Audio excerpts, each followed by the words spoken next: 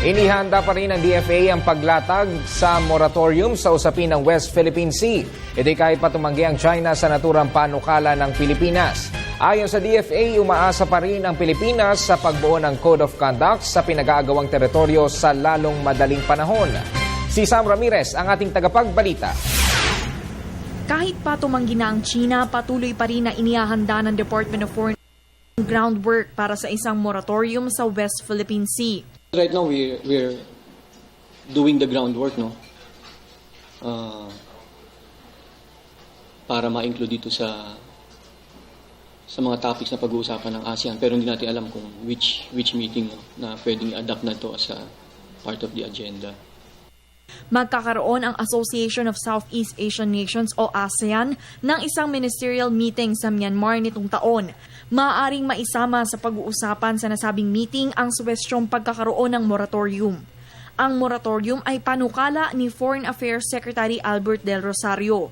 Layunin nitong pakalmahin ang sitwasyon sa disputed waters sa pamamagitan ng pagtigil ng anumang aktibidad na magpapainit ng tensyon dito habang wala pang Code of Conduct. Agad itong tinanggihan ng bansang China. Sinabi ni Hua Chunying, ang spokesperson ng Chinese Foreign Ministry, na nasa ilalim ng soberenya ng China ang Nansha o Spratly Islands at ang pumapalibot ditong katubigan.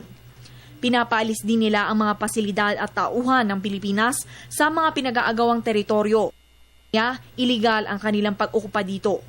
Samantala, isinusulong din ng DFA ang pagsunod sa Declaration on the Conduct of Parties in the South China Sea na nabuo noong 2002. Ito ay isang pangako sa pagitan ng China at mga member states ng ASEAN na hindi sila gagawa ng aksyon na makakapagpainit ng tensyon sa mga pinag-aagawang teritoryo.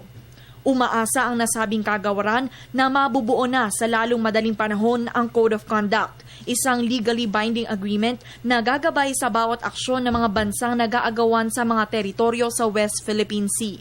We must add to this how tension could be managed, which should be by full effect of the DOC and expeditious conclusion of the COC.